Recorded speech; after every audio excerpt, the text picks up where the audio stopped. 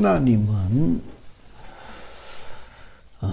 말씀이신 하나님이십니다. 참 어려운 말씀인데 요한복음 1장 1절에 태초에 왜 그렇게 표현하셨을까? 태초에 말씀이 계시니라. 이 말씀이 하나님과 함께 계셨으니 이 말씀이 곧 하나님이시다. 이야, 그 참 어렵다. 참 그 요상한 말씀이다라고 하는 생각을 해보게 됩니다. 그 말씀이 참 신비롭도다라고 하는 생각이죠. 이를 두고 많은 성경학자들은 영지주의의 영향을 받았다라고 하기도 하고, 이런 성경이 당시대 영지주의의 영향을 받았다니 그게 말이나 되는 소린가 라고 하기도 합니다. 그러나 시간이 좀 더 지나면서 신학이라는 학문이 좀 더 발전하면서 우리는 판단하기를, 비록 요한복음이라고 하는 성경이 영지주의 그 자체는 아니라 할지라도 영지주의적 영향권 아래 있는 역사적 산물이 아닌가라고 해석하는 것이 옳다라고 하는 것이 일반적인 입장입니다. 이와 같이 성경은 하나님을 표현하기를 하나님은 말씀이시다. 태초에 말씀이라고 하는 존재가 있었는데 그 말씀이 곧 하나님이시다라고 하는 얘기를 하고 있는 것입니다. 그 참 알 것 같기도 하고 도대체 무슨 말인지 모르겠다라고 하는 생각도 드는 것이 사실입니다. 이렇게 하나님을 말씀이라고 하는 것은 성경 주석에도 아마 어딘가에 있을 거예요. 그 정도 얘기는 충분히 하고 있지 않을까 싶은데, 그것은 하나님은 말씀 그 자체이시다 하는 뜻도 있고, 그보다도 하나님은 뜻이 있는 분이시다라고 하는 것이 맞지 않는가 생각합니다. 태초에 말씀이 계셨는데 그 말씀이 곧 하나님이시다는 것은, 그럼 말씀이 하나님이라는 말인가 라고 하는 말로 반문할 수 있는데, 그건 좀 아니다라고 할 수도 있어요. 그러나 아니다라고도 할 수 없는 것이, 만물은 그 말씀으로 말미암아 지은 바 되었고, 우리는 그 말씀으로 귀신을 쫓고 그 말씀으로 안수를 하고 그 말씀에 의지하여 우리의 가진 모든 것들을 투자해서 하나님을 섬기고 있기 때문입니다. 뿐만 아니라 사람이 떡으로만 사는 것이 아니고 하나님의 입으로부터 나오는 모든 말씀으로라야 산다고까지 하니, 이건 도대체 무슨 뜻인가? 하나님의 말씀은 양식과도 같은 것이고, 우리는 그 영의 양식으로라야 사는 존재이다라고 하는 것입니다. 이와 같이 하나님이 말씀이라고 하는 것은, 하나님은 하고자 하시는 뜻이 있으신 분이시구나 라고 하는 의미이다라고 좀 부언 설명하는 것이 좀 맞지 않을까 생각합니다. 그 말씀으로 말미암아 만물이 지음받았고 그 말씀으로 천하 만물이 운행을 하고, 따라서 그 말씀이신 하나님이 생명의 원동력이고 그 말씀이신 하나님이 창조의 근원이시고 만물을 주관하시는 그 파워, 주제의 원동이 되신, 근원이 되시는 분이시다라고 하는 것입니다. 그러나 그 말씀이 이 땅에 사람의 육체를 하고 이 땅에 오셨으나 사람이 이를 알지 못하였다 그랬습니다. 말씀이 육신이 되었다라고 요한복음 1장에서 그렇게 아주 명백히 우리에게 밝혀주고 있는 것입니다. 그 말씀이 14절 육신이 되어 우리 가운데 가시며 우리가 그의 영광을 보니 아버지의 독생자의 영광이요 은혜와 진리가 충만하더라. 이렇게 몇 년도 이제 한 20년이나 훌쩍 지나갔을 것 같은데 한 20년 전에 우리가 그 충청도에 수련회를 가서 이 설교를 첫 시간에 하고는 어떻게나 제가 충만했던지 제가 메신저가 충만하니까 듣는 이들도 함께 충만해서 그 교실에서 대굴대굴 구불고 했던 것이 기억이 납니다. 그 말씀이 육신이 되어 우리 가운데 거하시님에 우리가 그의 영광을 보니 이야 이는 하나님의 아들이시구나. 이에게는 은혜와 진리가 충만하구나 라고 발견하고 라고 감동 먹고 라고 깨닫게 되었다 라고 하는 것을 전했던 기억이 납니다. 침례 요한은 다름 아니라 이 말씀이신 하나님을 우리에게 증거하러 온 자입니다. 우리가 위트니스, 위트니스, 증언자라는 것인데 침례 요한은 이 말씀을 증언하고 그는 목숨을 바쳤던 것입니다. 목숨을 잃었던 것입니다. 그러니까 전도자는 예수의 증인인데 증인은 내가 죽을 각오하고 그러니까 남편한테 저 터지고 선생님한테 쥐 터지고 세상이 나를 버리듯이 그렇게 증거를 하는 것입니다. 그게 원칙인 것입니다. 원칙이 그러니까 신약교회 최초의 순교자일 수 있는 침례 요한이 예수를 증거하고 그 아주 처참하게 죽었던 것입니다.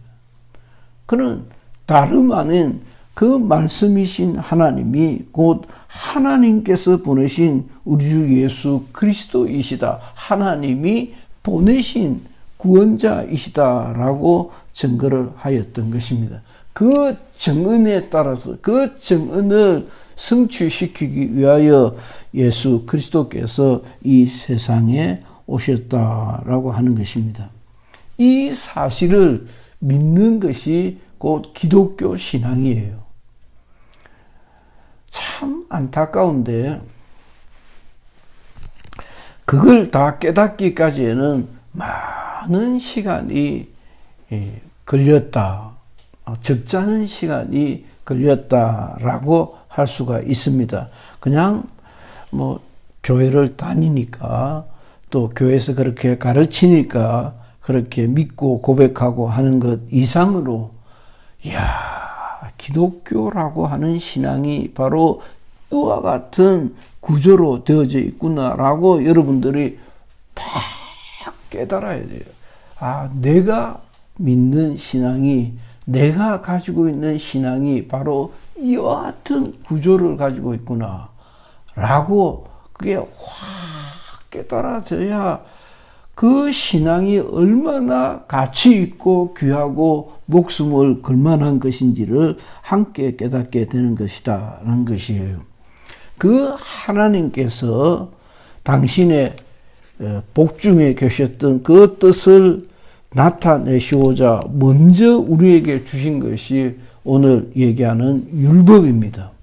하나님께서 갈대아 우르에 살고 있던 아브람이라고 하는 청년을 불러서 한 민족의 시조가 되게 하시고 그 자손들을 통하여 하나님께서 자기 나라를 이 세상에 있는 하나님의 나라를 세우셨는데 그들이 그야말로 chosen people, 선택받은 하나님의 백성들이었던 것입니다. 그 선택받은 백성들이 무엇이 선택이 되었느냐? 하나님께서 많은 나라와 민족이 있음에도 불구하고 아브라함의 자손을 선택하셔서 하는 그 선택, 아브라함의 자손들을 선택하셔서 하나님의 백성이요, 하나님이 사랑하시고 지키시고 인도하시는 나라가 되게 하셨다 하는 것이 선택입니다. 뿐만 아니라 그 선택 속에는 하나님의 말씀을 받았다라고 하는 것입니다. 이스라엘에게 하나님께서 율법이라고 하는 하나님의 법칙을 주셨어요. 그래서 워낙 오래돼서 자세한 얘기는 우리가 생략하고 넘어가겠습니다만은, 이스라엘에는 사법 제도가 없을 리가 있겠습니까? 근데 사법 제도가 거의 없다시피 한 것은 이스라엘의 선생인 랍비들이 사법 제도를 대신하고 있거든. 이야, 그거 참 신정 국가이지요. 얼마나 신정 국가이면 랍비들이 우리가 알고 있는 사법 제도를 대신하고, 심지어 학생들이 비행을 행하면 랍비가 대신 가서 문제를 해결하고, 마을의 대소사에도 랍비가 어른이 되어서 이건 이렇게 하고 저건 저렇게 하고 하는 그런 나라가 이스라엘 공동체인 것입니다. 그 이스라엘이 하나님의 택함을 받았고 택함 받은 나라와 민족이 되었을 뿐만이 아니라 그들에게 율법을 주셨는데, 그 율법은 하나님의 말씀으로, 그 말씀은 우리가 주일마다 시편을 읽듯이 그 말씀 참 좋다, 그 말씀 참 좋다 라고 우리가 마음에 감동을 느끼고, 이 말씀은 참 거룩하고 옳도다, 이 말씀대로 살아야 되겠다. 그래서 글쎄요, 이제 70이 다 되었는데 다시 여행을 얼마나 할 수 있을지 모르겠습니다만은 이스라엘 한번 들어갈까 하는 생각이 늘 들어요. 별로 어렵지도 않으니까, 돈이 많이 드는 것도 아니니까.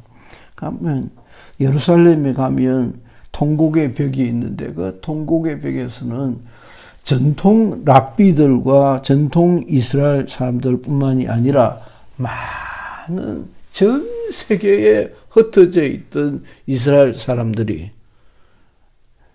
고국의 땅을 밟게 되었을 때 반드시 거친다는 그 통곡의 벽.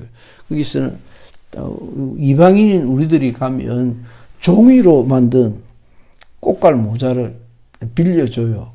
가서 버려도 돼요. 우리가 물 타먹는 거 있죠. 그거에 좀 큰 사이즈라 보면 돼요.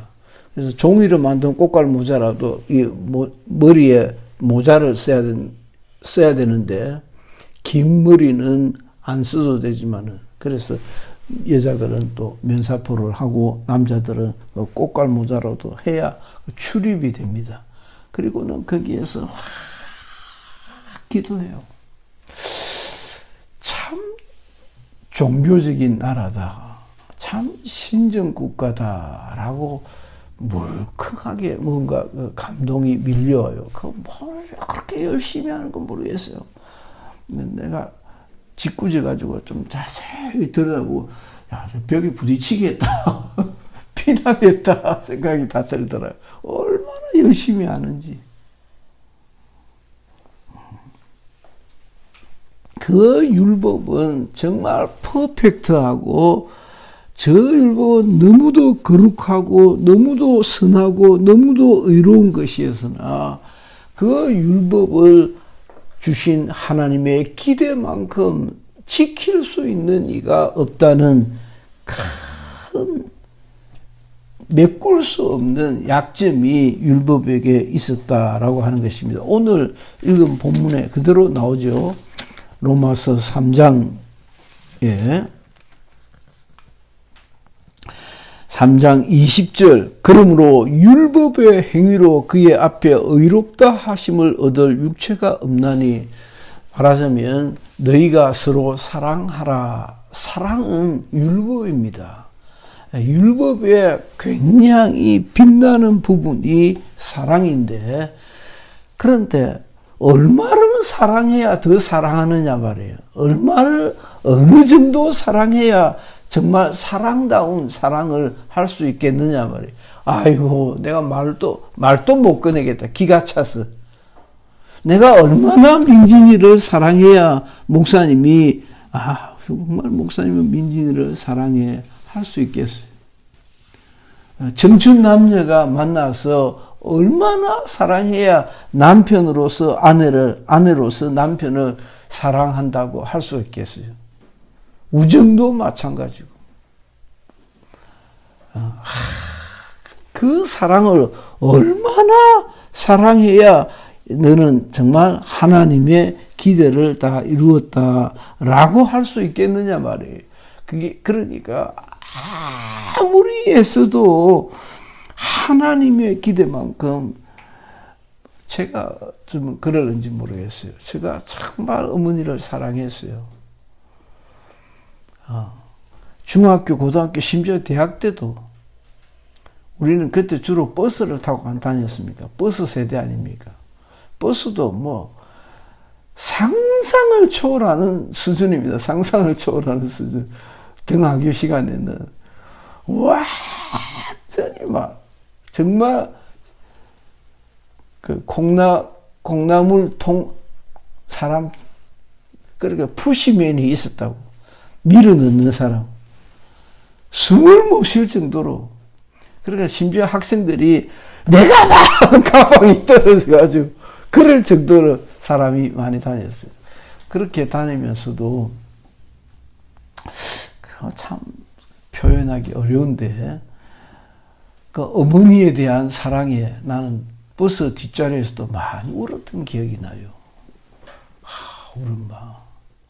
그냥 엄마 생각만 해도 뭐 집에 가면 있는데 엄마 생각만 하면서도 울고 눈물을 주르주르 흘리고 야 내가 참 엄마를 좋아하구나. 그게 이제 우리는 통금 시대를 또 지냈는데 통행금지 시대가 있었어요. 12시 통행금지 시대가. 근데 12시가 다 되도록 일부러 공부도 공부지만은 엄마가 그 가게문을 닫으면 그 가게문 닫는 것을 내가 도와주고 잠자리에 들어야 되겠다. 그걸 내가 늘 했어요. 중학교 3년, 고등학교 3년, 그 늘 내가 하는 일이었어요. 근데 그 나무문이 굉장히 무거웠어요. 겨우 내 힘으로 겨우 들 수 있는 그런 무게였어요. 아니, 그러나 그렇게 사랑하고 정말 좋아하던 우리 엄마임에도 내가 얼마나 지체하느냐. 그게 무슨 사랑이냐 이 말이에요. 아니, 네 놈은 네가 똥 싸고 오줌 싸고 애미일 때 엄마는 그렇게 참고 똥 닦아주고 씻겨주고 먹이주고 늘 키웠는데 니는 엄마 이제 노년에 최후의 몇 년을 그걸 감당을 못해서 그렇게 지체하냐라고 제가 자책하지 않겠습니까? 자책한다는 것이죠. 그걸 이해를 못해가지고 내 스스로도 제대로 들을 수가 있나, 제대로 이해를 할 수 있는 지각 능력이 있나, 이것도 없고 저것도 없고 아무것도 없는 엄마를 왜 수용하고 받아들이고 그걸 알아서 좀 사근사근하게 좀 못해줄까. 그렇게 생각을 얼마나 더 사랑해야 그 사랑이 진짜 사랑이겠느냐라고 하는 것입니다. 율법은 그래서 모든 사람이 그야말로 여러분들 every가 모든입니다. all도 모든입니다. every와 all의 차이를 중학교 때 들었던 기억이 나네요. every는 각각의 합이 각각의 합이고 all은 그냥 합 전체를 설명하는 모든이다라고 설명을 해 주시더런 기억이 나네요. 얼마나 그 모든 사람들이 그 모든 사람들이 예외 없이 모든 사람들이 그렇게 의는 없나니 하나도 없다. 티끌만큼도 사람에게는 의가 없다라고 하는 것은 하나님이 요구하시는 율법의 요구를 우리가 이룰 수 없기 때문이었다라고 하는 것입니다. 그래서 로마서 3장 1절이 이제는 율법 외에 율법으로는 안 되고라는 뜻입니다. 율법 외에 하니까 그게 무슨 말인고 라고 자꾸 생각하기 쉬운데, 율법으로는 아무리 몸부림쳐도 안 되고 아무리 율법대로 살려고 하나 그 율법대로 살려고 하면 할수록 몸부림치면 칠수록 그 중 하나가 뭡니까? 참아라는 거죠. 참아라. 70번씩 7번이라도 참아라. 아이고 70번씩 7번이나 참으려면 내가 환장을 하고 미쳐나가는 거지.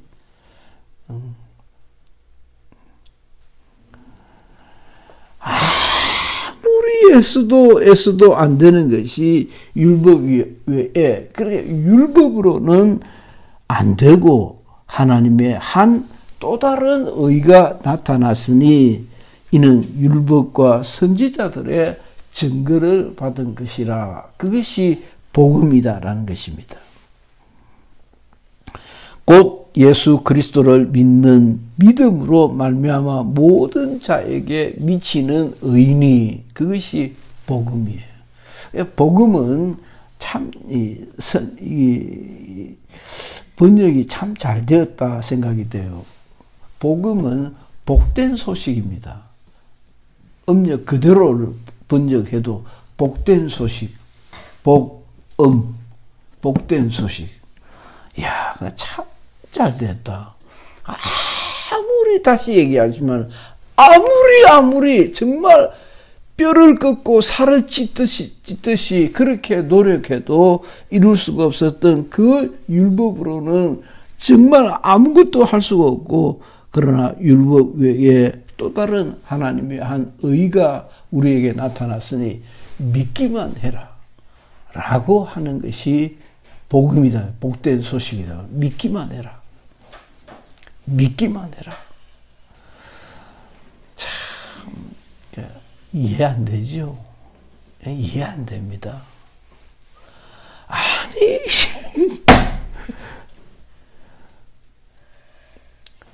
내 딸이 강간을 당하고 심지어는 죽임을 당하고 그 살을 찢어서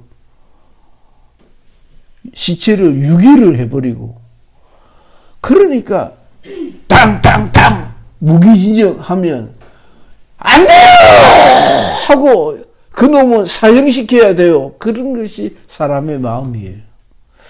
나도 참 신기해요. 아니, 사형시킨다고 죽은 딸이 살아나나?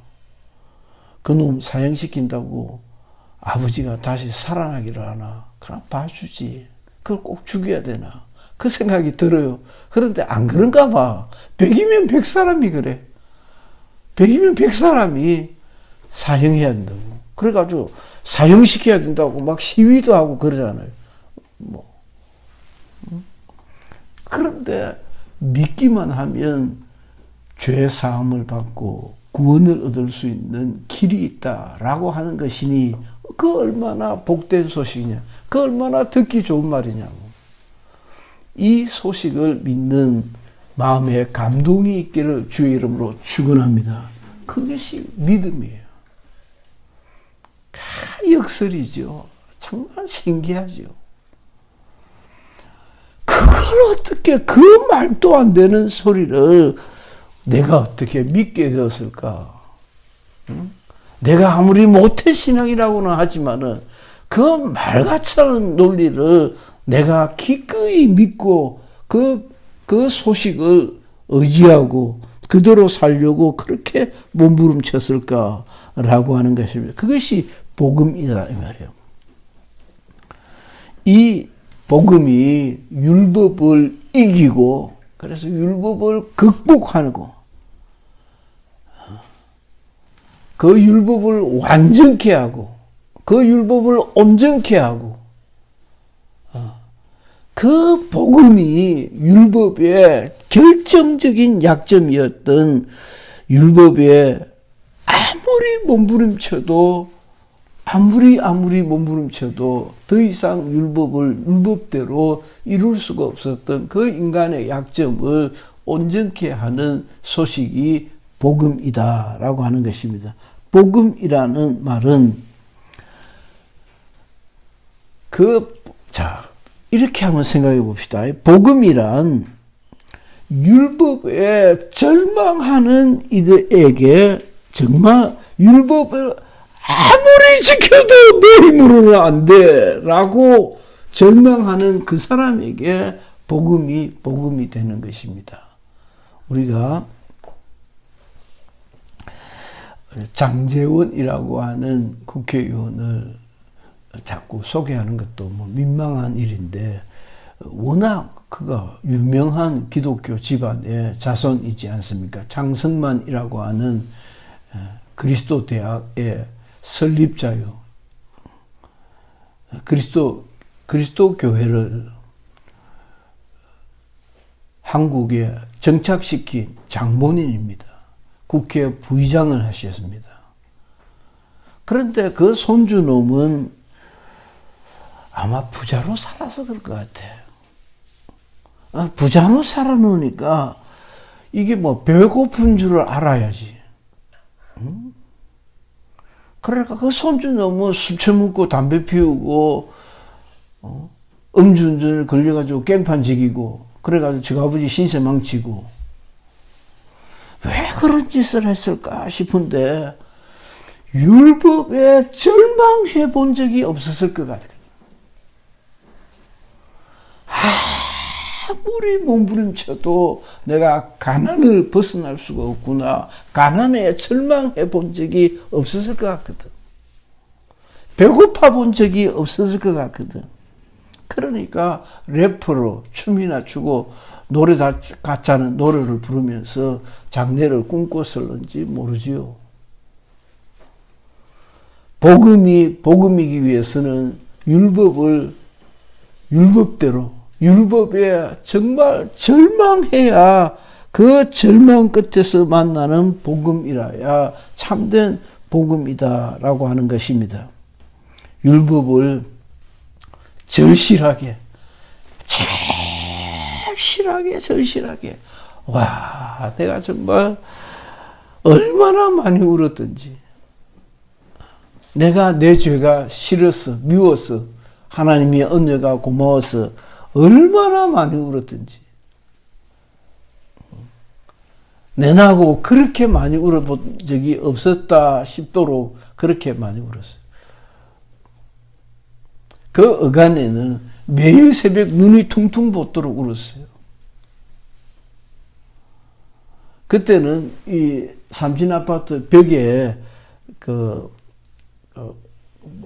회사 버스들을 기다리는 사람들이 많이 있었는데 그 길로 해서 쭉 이렇게 돌아왔거든.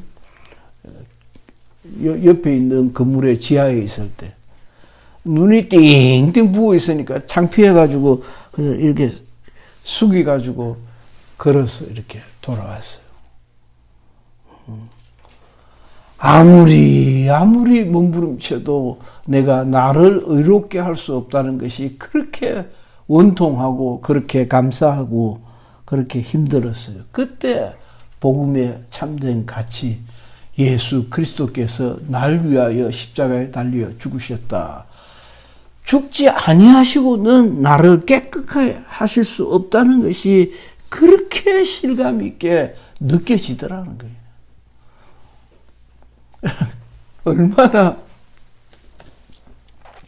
그 감동이 얼마나 대단했으면 정말 대단했어요.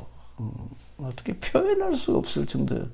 근데 성탄 무렵에 어떤 우리 교회 청년의 동생이 그 녀석도 내가 알 수가 있나. 어디 가서 구원파에 관한 소식을 들었던 것 같아요. 그건 또 모르고, 나하고 상담을 하다가, 그냥 상담을 하고 싶대. 그래서 들어오라고 했는데, 나보고 구원받지 못했다는 거예요. 내가 하고 창 그냥 한 방 날려버렸지. 그래서 안경이 다 깨지고, 입이 부르키고 했을 거예요. 이게 말이나 되는 소리냐. 내가 구원을 받았는데, 놈이 내한테 찾아와서 구원받지 못했다고. 나중에 알고 보니까 걔가 구원파 청년이었더라고. 그 구원의 간격은 정말 세상의 그 무엇으로도 바꿀 수가 없는 것이었어요. 성령대로 살아보려고 아무리 몸부림쳐도 마치 내가 지금도 그렇잖아요. 까무잡잡했거든. 내가 내 피부를 희게 할 수 없은 같이. 내가 키가 조금만 더 컸으면 많은 여자아이들한테 더 인기가 있었을 텐데. 내가 한자를 더 크게 할 수 있었으면, 손가락만큼도 더 크게 할 수 없었던 나를 내가 어떻게, 무슨 재주로, 내가 대한민국 같은 이렇게 가난한 나라에 안 살고 스위스나 그런 좋은 나라에 태어났으면 얼마나 좋았을까? 꿈이지요. 전혀 그럴 수 없음 같이. 이 역사를 믿고 우리가 주님을 의지합니다라고 그 첫째 가사가 그렇지 않습니까? 의지한다는 것이 참 좋은 것 같습니다. 이 역사, 어떻게 예수만 믿으면 구원을 받을 수 있다는 말인가? 라고 하는 이 역사를 정말 믿고 그 믿음에 의지하는 것이 나의 신앙이요, 기독교회의 믿음이다. 라고 하는 것입니다.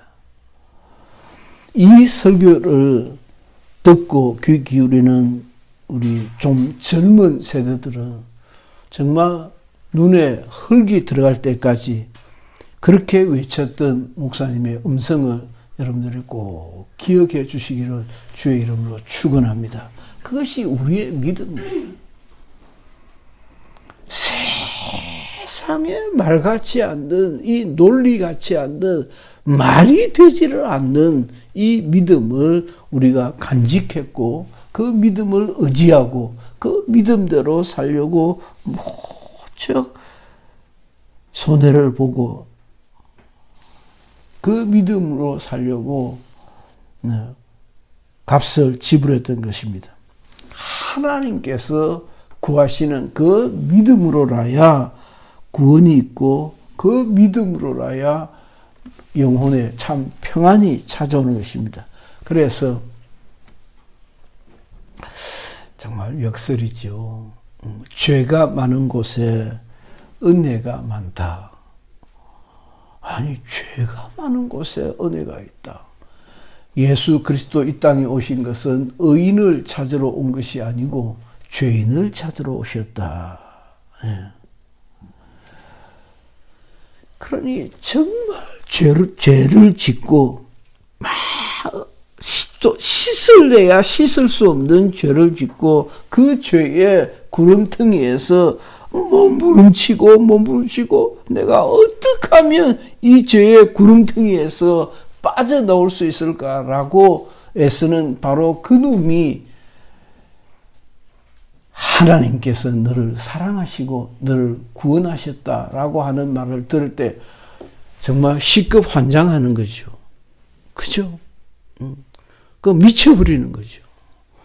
와, 완전히 새로운 세상을 살게 되는 거죠. 이와 같은 마음의 감동과 은혜가 여러분들에게 충만하고 또 충만하기를 예수 이름으로 축원합니다. 다 같이 기도합시다.